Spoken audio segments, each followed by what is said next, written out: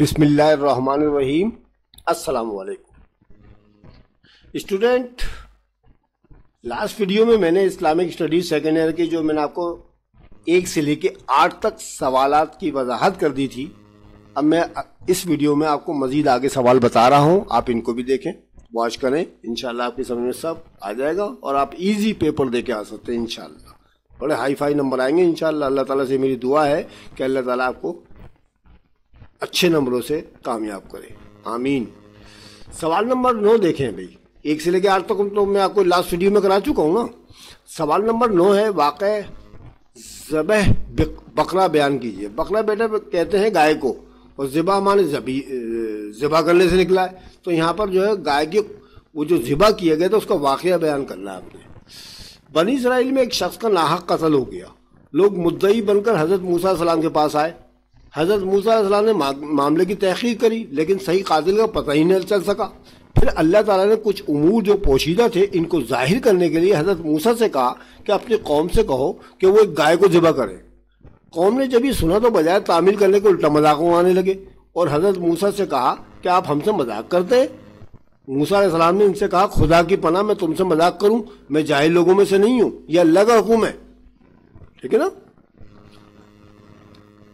اس کی اللہ تعالیٰ نے سورہ بقرہ میں اس طرح ارشاد باری تعالیٰ ہوا ہے، بسم اللہ الرحمن الرحیم، وَإِذْ قَالَ مُوسَىٰ لِقَوْمِهِ إِنَّ اللَّهَ يَأْمُرُكُمْ أَن تَذْبَحُوا بَقَرَةً قَالُوا أَتَتَّخِذُنَا هُزُوًا قَالَ أَعُوذُ بِاللَّهِ أَنْ أَكُونَ مِنَ الْجَاهِلِينَ۔ یہ میں نے آپ کو جو تشریح لکھی ہوئی ہے، یہ ترجمہ ہے، یہ ان آیات کا ہے۔ اس معاملے کو لوگ چھپانا چاہ رہے تھے اور اللہ ظاہر کرنا چاہ رہا تھا۔ معاملہ کون سا والا؟ وہ جو قتل کر دیا تھا، ٹھیک ہے، وہ جو شخص کو ناحق قتل کر دیا تھا، جس کا نام عامیل بتایا گیا ہے، اس کو ناحق قتل کر دیا تھا، اور قتل جو کیا تھا اس کے چچا زاد بھائی نے کیا تھا، کائے کے لیے؟ دولت حاصل کرنے کے لیے، جائیداد حاصل کرنے کے لیے، ٹھیک ہے۔ تو اس معاملے کو لوگ چھپانا چاہ رہے تھے اور اللہ تعالیٰ جو ہے ظاہر کرنا چاہ رہا تھا۔ ان لوگوں نے کافی حیل و حجت کر کے اس گائے کو ذبح کرنے کے معاملے کو ٹالنا چاہا۔ دراصل بات یہ تھی کہ اللہ جانتا تھا کہ ان کے دلوں میں گائے کی محبت رچ بس چکی ہے۔ ہوا یہ تھا کہ جب یہ موسیٰ علیہ السلام کے ساتھ فرعون کی غرقابی کے بعد آ رہے تھے تو راستے میں انہوں نے قوم کو دیکھا جو گائے کو پوج رہی تھی، ٹھیک ہے، اور ان کے سامنے پوجا پاٹ کر رہی تھی، تو ان کے دلوں میں یہ خیال پیدا ہوا اور انہوں نے موسیٰ علیہ السلام سے یہ کہا کہ آپ بھی کوئی ہم کو کوئی ایسی چیز، کوئی ایسی بت، کوئی ایسی چیز دے دیں کہ ہم جو اللہ ہو ہم اس کی پوجا پاٹ کرتے ہیں تاکہ ہم دھیان سے اس کو پوچھ سکیں۔ تو موسیٰ علیہ السلام نے کہا، موسیٰ علیہ السلام نے ان سے یہ کہا کہ تم یہ کیسی بے وقوفانہ باتیں کر رہے ہو، اللہ تعالیٰ تو ظاہر غیب میں ہے اور وہ بتوں کی پرستش کو منع کرتا ہے، اللہ واحد ہے، ٹھیک ہے۔ تو چنانچہ وہ ان کو گائے کی محبت جو تھی ان کے دلوں میں رچی اور بسی ہوئی تھی پہلے سے ہی، وہ پوشیدہ طور پر اس کی پرستی بھی کرتے تھے، چنانچہ اللہ تعالیٰ نے ان کے ہاتھوں گائے کے ذبح کرنے کا حکم دے دیا، ٹھیک ہے۔ آخرکار انہوں نے مجبوراً گائے کو ذبح کر ہی ڈالا۔ پھر اللہ کے حکم سے گائے کے گوشت کے ایک ٹکڑے کو مقتول کے جسم سے لگایا گیا، مقتول دوبارہ زندہ ہو گیا اور قاتل کا نام بتا کر دوبارہ فوت ہو گیا۔ اللہ تعالیٰ نے اس طرح ظاہر کیا کہ اس طرح وہ قیامت کے دن مردوں کو دوبارہ زندہ کرے گا اور وہ اپنی نشانیاں تم کو دکھاتا ہے تاکہ لوگ عقل سے کام لیں، ٹھیک ہے اسٹوڈنٹ۔ اب سوال نمبر 10 ہے، بنی اسرائیل کون تھے؟ بنی اسرائیل کون تھے؟ بیٹا بنی اسرائیل ایک قوم ہے، ٹھیک ہے، اور یہ وہ قوم ہے جس پر اللہ تعالیٰ نے بڑے انعامات نازل کیے ہیں۔ ابھی آپ دیکھ لیں گے ابھی اگلے سوالوں میں کہ بنی اسرائیل پر کون کون سے انعامات نازل کیے تھے اللہ تعالیٰ نے۔ بنی اسرائیل کی ڈیفینیشن بیان کرنی ہے ہم نے۔ حضرت ابراہیم علیہ السلام کے 2 مشہور بیٹوں میں بڑے بیٹے کا نام حضرت اسماعیل تھا، آپ جانتے ہیں اچھی طرح سے، جبکہ چھوٹے بیٹے کا نام حضرت اسحاق علیہ السلام تھا، ٹھیک ہے۔ بڑے بیٹے جو تھے آپ کی بیگم جن کا نام تھا حضرت ہاجرہ، ان سے پیدا ہوئے تھے، جبکہ چھوٹے بیٹے جن کا نام حضرت اسحاق میں لے رہا ہوں یہ حضرت سارہ رضی اللہ تعالیٰ عنہ سے پیدا ہوئے تھے۔ یہ دونوں نبی تھے۔ حضرت اسحاق کے بیٹے کا نام حضرت یعقوب تھا۔ اب حضرت اسحاق کے بیٹے کا نام کیا تھا؟ حضرت یعقوب تھا۔ حضرت یعقوب کا لقب جو تھا اسرائیل تھا، یعنی ان کو جو اسرائیل کے نام سے پکارا جاتا تھا، جس کے معنی عبداللہ کے ہوتے ہیں، یعنی اللہ کا بندہ، یعنی اللہ کا بندہ۔ حضرت یعقوب علیہ السلام میں برگزیدہ نبی تھے۔ حضرت یعقوب علیہ السلام یعنی آپ علیہ السلام، یعنی حضرت یعقوب علیہ السلام کے 12 بیٹے تھے، جن کا میں نے بھی پیچھے والے سوالوں میں ذکر کیا تھا. ان میں ایک حضرت یوسف بھی تھے جو نبی تھے. آپ نے قصہ یوسف تو پڑھ رکھا ہے، قرآن میں بھی اس کی پوری صورت موجود ہے. حضرت یعقوب کے 12 بیٹوں میں سے جو اولاد ہوئی وہ بنی اسرائیل کہلاتی ہے. بنی اسرائیل یا آل یعقوب اپنے اخلاق اور کردار کی وجہ سے کافی عرصے مصر پر حکومت کرتی رہی. یہ قوم جو ہے بنی اسرائیل کہلاتی ہے. تو بنی اسرائیل کون تھے؟ حضرت یعقوب علیہ السلام کے 12 بیٹے تھے نا. حضرت یعقوب علیہ السلام کے جو 12 بیٹے تھے ان کی اولاد جو ہے نا وہ بنی اسرائیل کہلاتی ہے. یہ قوم کا نام ہے. اگلا سوال ہے ہمارا 11واں، مکی اور مدنی صورتوں میں فرق بیان کرنا ہے. تو مکی اور مدنی صورتوں میں دیکھیں میں نے آپ کو اس طرح کمپیریزن کر دیا ہے. یہ اس طرح سے جس طرح بایولوجی کیمسٹری وغیرہ میں کرایا جاتا ہے سائنس میں، یہ اس طرح فرق بیان کر رہا ہوں میں. مکی صورتوں میں اور مدنی صورتوں میں تو پہلا فرق کیا ہے؟ وہ صورتیں جو ہجرت سے قبل مکے میں نازل ہوئی ان کو مکی صورتیں کہتے ہیں. یعنی حضرت محمد صلی اللہ علیہ وسلم مکے میں 13 سال گزارے اور مدینے میں 10 سال گزارے. تو چنانچہ 13 سال میں جو مکی قرآن نازل ہوا اس میں جو صورتیں تھیں ان کو مکی صورتیں کہتے ہیں. اور جبکہ مدنی صورتیں کون سی ہیں؟ وہ صورتیں جو ہجرت کے بعد مدینے میں نازل ہوئی ان کو مدنی صورتیں کہتے ہیں. یہ وضاحت ہو گئی. نمبر 2، مکی صورتوں کی کتنی تعداد ہے؟ 87. اور مدنی صورتوں کی تعداد کتنا ہے؟ 27. ان دونوں کو اگر جمع کر لیا ہے تو 114 یعنی 114 صورتیں ہوتی ہیں. قرآن شریف میں، قرآن مجید میں 114 صورتیں ہیں جس میں مکی صورتوں کی تعداد 87 ہے اور مدنی صورتوں کی تعداد 27 ہے. نمبر 3، مکی صورتوں میں عقائد کا ذکر ہے. عقیدہ آخرت، عقیدہ رسالت، عقیدہ توحید، یہ تمام عقائد کا ذکر ہے مکی صورتوں کے اندر. جبکہ مدنی صورتوں میں زیادہ تر معاملات زندگی کا ذکر ہے. جو ہم زندگی گزارتے ہیں نا، اپنی سماجی زندگی، معاشرتی زندگی، ٹھیک ہے، اور جتنے بھی ہمارے دنیا میں حالات پیدا ہوتے ہیں ان سب کا ذکر مدنی صورتوں میں بیان کیا گیا. اس میں احکامات نازل کیے گئے، اس پہ عمل کرنا ہمیں لازمی ہے. نمبر 4 کیا ہے؟ مکی صورتوں میں آیات چھوٹی چھوٹی ہیں جبکہ مدنی صورتوں میں آیات بڑی بڑی ہیں. آپ نے دیکھا نا بیٹا، آپ سب لوگوں نے الحمدوں کا سپارہ تو پڑھی رکھا ہے پورا کا پورا ماشاء اللہ، ٹھیک ہے، اما یتساءلون، ٹھیک ہے. تو اس میں آپ نے صورتیں دیکھ رکھی چھوٹی چھوٹی سی ہیں، جیسے سورۃ العصر ہو گئی، بسم اللہ الرحمن الرحیم، والعصر ان الانسان لفی خسر الا الذین آمنوا وعملوا الصالحات وتواصوا بالحق وتواصوا بالصبر، یا سورہ انا اعطیناک الکوثر فصل لربک وانحر ان شانئک هو الابتر. یہ چھوٹی چھوٹی آیات ہیں اس کے اندر. تو مکی صورتوں کی خاصیت یہ ہے چاہے وہ صورتیں بڑی بڑی ہوں لیکن ان میں آیات بڑی چھوٹی چھوٹی ہوتی ہیں، ٹھیک ہے. جبکہ مدنی صورتوں میں آیات بڑی بڑی ہیں. مثال کے طور پر آپ نے دیکھا سورہ بقرہ ایک پوری صورت ہے، کم و بیش 2.5 پارے کی آپ نے دیکھ رکھی ہے قرآن شریف میں، ٹھیک ہے. تو ان میں آیت الکرسی ایک آیت ہے، صرف آیت الکرسی ایک آیت ہے. آیت البر ایک آیت ہے، ٹھیک ہے. آیت الآیات ایک آیت ہے. کتنی لمبی لمبی ہے، ٹھیک ہے نا. کافی ان کا حجم نسبتاً بڑا ہے. تو چنانچہ مدنی صورتوں میں آیت بڑی بڑی ہیں جبکہ مکی صورتوں میں آیت چھوٹی چھوٹی ہوتی ہیں. اچھا، نمبر 5واں فرق کیا ہے؟ مکی صورتوں میں توحید، رسالت، آخرت، شرک وغیرہ کثرت کے ساتھ موجود ملیں گے آپ کو. جبکہ مدنی صورتوں میں عبادات کے بارے میں جیسے روزہ، نماز، حج، زکوٰۃ ہے نا، حلال و حرام چیزوں کے بارے میں اور دوسرے شرعی احکامات موجود ہیں. دنیا میں جتنے بھی ہم زندگی گزارتے ہیں ان کے جتنے شرعی احکامات ہیں وہ مدنی صورتوں کے اندر آپ کو ملیں گے، ٹھیک ہے. اچھا جی، اس کے بعد 12واں سوال ہمارے پاس کیا آ رہا ہے؟ ہاروت اور ماروت کے بارے میں آپ کیا جانتے ہیں؟ بیٹے یہ ہاروت اور ماروت 2 فرشتوں کے نام ہیں. بنی اسرائیل والے جادو ٹونے کے بڑے شوقین تھے. ان کو جادو سیکھنے کا بڑا شوق تھا. اللہ تعالیٰ نے ان کی آزمائش کے لیے اور ان کو اس برے فعل سے روکنے کے لیے 2 فرشتے جن کے نام ہاروت اور ماروت تھے ملک سلیمان کے شہر بابل میں اتارے. یہ فرشتے ان لوگوں کو اس شرط پر جادو سکھاتے تھے کہ اس کا غلط سے استعمال نہیں کریں گے. یہ لوگ وعدہ کر کے ان سے جادو سیکھ لیتے تھے لیکن پھر بعد میں خلاف ورزی کرتے تھے اور اس عمل کے ذریعے میاں بیوی میں تفریق کا باعث بننے لگے. یعنی کہ جادو کون سا سیکھتے تھے کہ میاں اور بیوی میں لڑائی ہو جائے. جب میاں بیوی میں لڑائی ہوگی تو میاں جو ہے بیوی کو طلاق دے دے گا تو ہم اس سے شادی کر لیں گے. یہ ان کا سب سے بڑا مسئلہ تھا.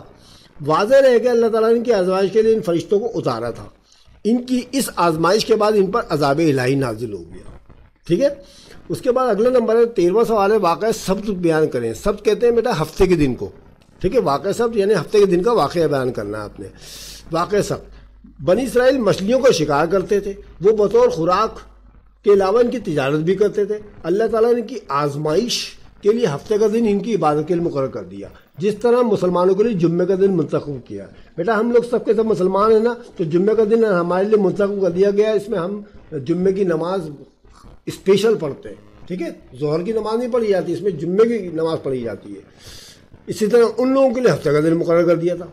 ہفتے کے دن شکار کرنے پر پابندی تھی، ہفتے کے دن جو ہے شکار کرنے پر پابندی تھی، یعنی جتنے بھی کاروباری معاملات ہیں وہ ہفتے کے دن منع کر دیے گئے تھے ان لوگوں کو۔ اللہ تعالیٰ نے ان کی مزید آزمائش کی۔ ہوتا یہ تھا کہ ہفتے کے باقی دنوں دریا میں بہت کم مچھلیاں ہوتی تھی، جیسے مثال ہفتے کو چھوڑ کے آپ جانتے ہیں باقی جو دن بچ رہے ہیں ہمارے پاس، اتوار سے لے کے ہفتے کے بعد تو اتوار ہی آتا ہے نا، سنڈے، تو سنڈے سے لے کے آپ کا جو ہے فرائیڈے تک باقی دنوں میں، ان سے 6 دنوں سے مراد ہے، ان میں بہت کم مچھلیاں ہوتی جب ان کو یعنی مچھلیاں پکڑنے کے لیے بہت کم مچھلیاں ہوتی، لیکن سیٹرڈے یعنی ہفتے کے دن جو ہے دریا مچھلیوں سے بھر جاتا تھا۔ یہ لوگ کنارے پر کھڑے ہو کر دیکھتے رہتے تھے، ان کا دل مچھلیاں پکڑنے کو چاہتا تھا، لیکن ہفتے کے دن تو پابندی تھی۔ کچھ عرصے تو انہوں نے اس حکم کی پابندی کی، لیکن پھر ان سے رہا نہ گیا۔ ان میں سے کچھ لوگ ہفتے سے ایک دن پہلے یعنی جمعے کے دن دریا کے کنارے بڑے بڑے گڑھے کھود کر آیا کرتے تھے، اور ہفتے کے دن دریا میں پانی چڑھتا تو مچھلیاں ان گڑھوں میں آ کر قید ہو جاتی تھیں۔ دوسرے دن وہ مچھلیوں کو یعنی اتوار کے دن جا کر وہ ان مچھلیوں کو پکڑ لیا کرتے تھے۔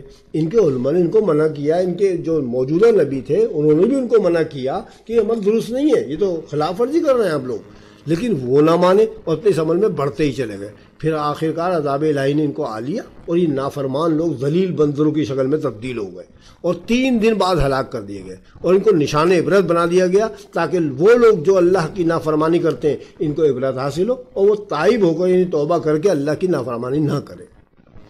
14واں سوال ہے ہمارا بچوں، حضرت آدم اور حوا علیہ السلام کو کس نے بہکایا؟ تو اس کا جواب یہ ہے کہ اللہ تعالیٰ نے حضرت آدم علیہ السلام اور حوا علیہ السلام کو ارشاد فرمایا کہ وہ جنت میں رہیں اور جہاں سے چاہیں کھائے پئیں، بس ایک پابندی تھی کہ فلاں درخت کے قریب مت جانا ورنہ ظالموں میں سے ہو جاؤ گے، ٹھیک ہے۔ محققین کے مطابق اس درخت سے مراد ممنوعات ہیں جو اللہ کی اطاعت کا ثبوت دیتی ہیں، اور یہی آدم اور حوا علیہ السلام کی آزمائش تھی۔ جنت میں حضرت آدم علیہ السلام اور حوا علیہ السلام کو شیطان نے بہکا دیا، ان سے لغزش ہو گئی، بھول گئے وہ، ٹھیک ہے، اور انہوں نے اس درخت کا پھل کھا لیا۔ اس کی پاداش میں سب لوگوں کو زمین پر اترنے کا حکم رب کریم کی طرف سے دے دیا گیا، اور زمین پر ایک مقررہ مدت تک رہنے کا حکم دے دیا گیا، ٹھیک ہے۔ تو کس نے بہکایا؟ شیطان نے، ٹھیک ہے۔ اس کے اندر آگے جواب ہمارے پاس کہ شیطان نے بہکایا تھا۔ سوال نمبر 15 ہے، حضرت آدم علیہ السلام کو زمین پر خلیفہ بنایا گیا، ذرا وضاحت کریں، ٹھیک ہے۔ اللہ تعالیٰ نے حضرت آدم کو خلیفہ بنانے سے پہلے فرشتوں سے ارشاد فرمایا کہ میں زمین پر اپنا ایک نائب یعنی خلیفہ بنانے والا ہوں۔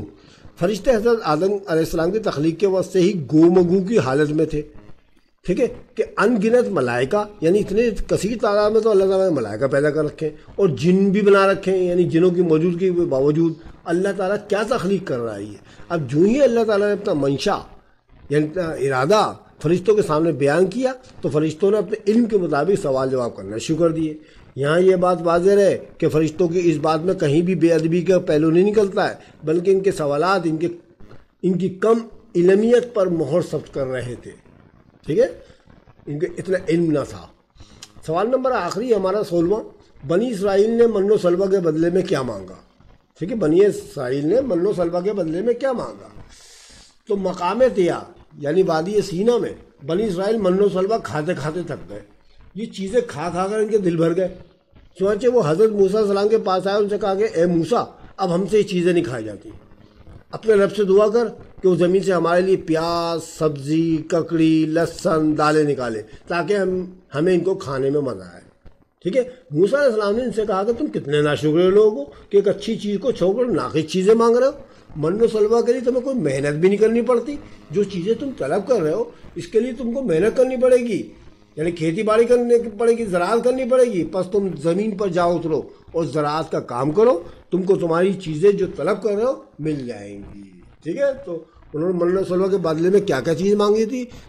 یہ سبزیاں مانگی تھیں، دالیں مانگی تھیں، کیونکہ ان کو زبان کا چٹخارا چاہیے تھا، ان کو کئی سال ہو گئے تھے یہ روکھی پھیکی غذائیں کھاتے ہیں، ان کے مطابق وہ روکھی پھیکی تھی، کیونکہ بیٹا من تو جو تھا آپ سمجھ لیں کہ ایک شبنم کی طرح کوئی چیز ہوتی تھی، رات کو گرتی تھی، میٹھی میٹھی ہوا کرتی تھی، اور وہ گرتے ہی جم جایا کرتی تھی، جو کہ لوگ صبح کے وقت دن میں کھا لیا کرتے تھے. جبکہ سلوا جو تھے پرندے تھے، یہ پرندے پکڑتے تھے، ان کو کاٹ پیٹ کے ان کو بھون بھان کے کھا لیا کرتے تھے. تو مطلب یہ ان کا دل بھر گیا تھا کھا کھا کے.